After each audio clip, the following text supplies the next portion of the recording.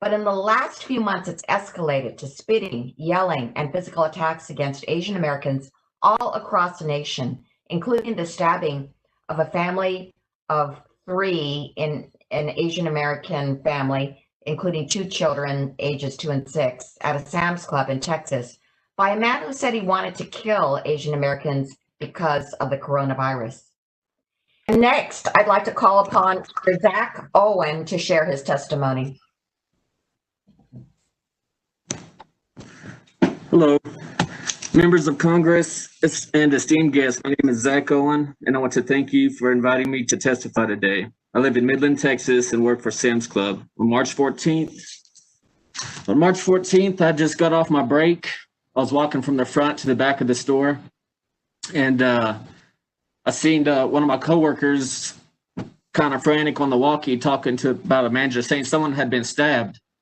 And as I got to the back, I said, "Who stabbed who?" And she said, this guy comes walking around the corner, and he's got a big jacket on and concealing the knife. And he just had this crazy look. Like I knew it was him before she said it, so I start following him. But my manager was saying to stay back. So I wanted to be obedient, and I stayed back. Yeah, he went for the father, pulled the knife out, and then slashed at the father. The father jumped back and said, "Come on." And instead he slashed the little boy from his ear all across his face. And I remember seeing blood and his white meat and his ears hanging. And then he went back to stab again. And then that's when I intervened. I grabbed him. We wrestled a little bit, and I took him to the ground and I had him in a chokehold until an off-duty Border Patrol agent was able to show up. And he took it over from there. He put a badge on my face, so I rolled off him. And then I just got up and tended to my wounds. I was cut pretty bad in my hand. And I was walking towards the back to wash up, and then I'd been stabbed in my leg, but I didn't know at the time. I thought it was just like a Charlie when I hit the ground. I hit the ground hard. That's why I was sore. But come to find out, I had a hole in my pants and I was bleeding. So I took off my belt and made a turn up and walked to the front of the store and waited. And this guy, he attacked the family, of course, we all know, because he thought they were Chinese. And he said he was the exterminator of the coronavirus. The words that came out. I was so moved to hear your story. First of all, I want to check with you on your recovery from your injuries. How are you doing there? Okay, I'm doing okay. I had physical therapy, surgery. I got 40% grip strength in my hand. It's never going to be the same. I got pain still in my pinky. Like I don't know what they've given me medication right now for. They don't know. They're talking about maybe a second surgery to fix it. But I mean, he did a pretty good job. I just can't straighten my middle finger out or the pinky. And they had cut the tendon completely out of my pinky because they couldn't repair it. But other than that, it's healing well, I guess. It's not too bad. So I just want to thank you for your incredible courage, because really you saved the lives of this family of 3 children, ages 2 and 6. And I just can't imagine what would have happened had you not come along. So what motivated you to intervene in this situation? And now that you've had some time to reflect, how do you feel about that day? Well, let's see. I just don't like seeing people being picked on, violence or racism. And what he was doing, he was attacking people, and I just wanted to. I felt that I could do something to stop that. And whenever he stabbed the baby, there was no thought. It was just a reaction, like within. It was there to stop it, and because I thought he had killed the baby, and I wanted to stop him from harming anybody else, because most definitely he was out to murder the family. Yeah, it's just kind of who I am, the way I was brought up. Look out for others. I believe we're all Americans. We don't need to look at each other as Chinese American or Mexican. No, we're Americans. We all need to stand together, and there's no room for racism right now, especially these harsh times. Well, first I wanted to say to my fellow Texans, again, thank you for your bravery and for your courage. And can you tell me what the reaction in Midland was in the after the incident there? Are you talking to me? Yeah. What was the reaction in Midland, Odessa, and that whole area of Texas after the incident? Oh, I got labeled as a hero. They're pretty nice about it. There's a news coverage. A bunch of media kept wanting me to do interviews, but I'm not big on that. So I did one just to get the truth out there, the right story, because they had media was putting all kinds of crazy stuff. So I just gave my testimony to the news media, and they just considered me a hero. The cops, all the cops, the paramedics, they all thanked me. They're trying to recruit me into the Midland PD or military. They want me to look into those things. They asked me if I've thought of other options besides SAMS, so we're looking into that as well. If my hand doesn't disqualify me, that's what we're going to a recruiter to talk about. But yeah. No, thank you. And I asked that question because it's been, if there is a silver lining, one of the silver linings, as we've seen a lot of these hate crimes happen, is that communities will rally around, the families and the victims, but also the folks who have helped to intervene. And that's been very encouraging to see Americans of different backgrounds come together to protect each other.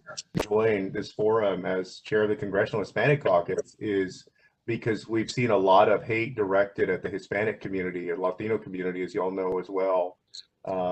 We've had a lot of our young boys and girls at football games and basketball games be called wetback and other slurs. And to see it happen also to communities like the Asian community, Asian American community, of course, is very troubling for us and very disheartening. But, you all have our support in getting the word out to try to stop this kind of hate. So with that, Judy, I'll turn it back to you. Thank you. And next, I would like to recognize Congressman Mark Takano for 5 minutes for questions. Thank you, Chairwoman Chu.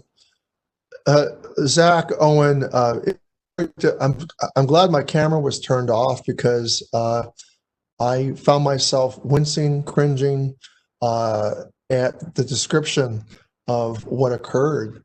It was very difficult to listen to you, and that's not your fault. But to hear the story about what happened, the brutality and the rage that you intervened on, it's an incredible story, and I'm very moved by it. I want to just thank you for stepping forward as a human being and as an American to protect people. You weren't even sworn to do that. That's your job was to work at a retail store. Can you tell me? I mean, I don't want to get too personal, but how long had you worked at that Sam's Club? I've been with Sam's Club for about 8 months now, going on 9 months. So you're a relatively new employee. Do you have any? Were you going to college part-time? What were you doing? No, I moved down here just to, I was looking for oil field work. So I took this job in the meantime because it was close to where I lived and I was saving up money. And then I was starting to look for oil field work, but it had all kind of gone away by now. So now, how have you paid for your medical bills? Well, Sam's has covered pretty much everything except my family doctor with personal issues as to my mental state. I guess I've been put on antidepressants and anxiety pills because they say I have PTSD. Well, that would make sense to me. And so your mental health coverage is not covered by SAMS. Well, they wanted me to, what they recommended was like a therapist or something over the phone. And it took them a while to get that ball rolling. And I just didn't think it'd be very useful or helpful just to talk over the phone. I want to see eye contact, body language, and just feel more like, I don't know. I just felt it'd be better if I could see them in person, but I wasn't able to. So Sam recommended the telemental health instead of the in-person, or is the COVID pandemic been what's been in the way of you being able to get mental health coverage. And that's been a big issue with it. COVID's put a kink in things. Madam Chair, it's occurred to me, excuse me. It's occurred to me that, and this is also stemmed out of gun violence incidents where we've had mass gun incidents, where victims are at a loss as to where to get their medical coverage, the ongoing mental health issues that follow people in times like this. It's not together clear where what rights they have.